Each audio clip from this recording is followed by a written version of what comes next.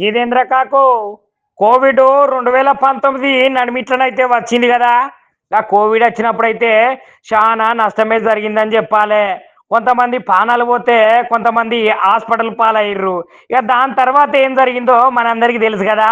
కాకపోతే మళ్ళొక కోవిడ్ విజృంభిస్తున్నదటంలో ఎక్కడ అనుకుంటారు కదా మీరందరూ.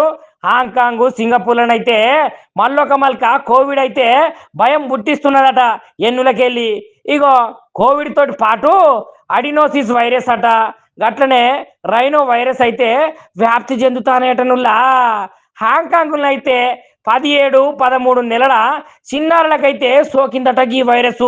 చూసి రనుల్లా పాపం ఎంత చిన్న పిల్లలో. ఈ నెల 3 తొలుత కేసు అయితే నిర్ధారణ అయిందట అక్కడ. ఇక వారంలో ఏలల్లంటే ఏలల్లా కేసులైతే వచ్చి పడ్డాయట. ఇక సింగపూర్లోనైతే వారం రోజులలోనే 14,200 మందికి అయితే ఈ కేసు సోకిందటనుల్లా. ఇక సింగపూరు హాంకాంగ్లో అయితే మళ్ళొకనైతే మాస్కులు పెట్టుకోకుండా తప్పని పరిస్థితి అట. ఇక ఇట్లాంటి వైరస్ వ్యాప్తి తాజా పరిస్థితుల్లో అయితే మనకైతే వరల్డ్ హెల్త్ ఆర్గనైజేషన్ వాళ్ళు అయితే చెప్తున్నారు.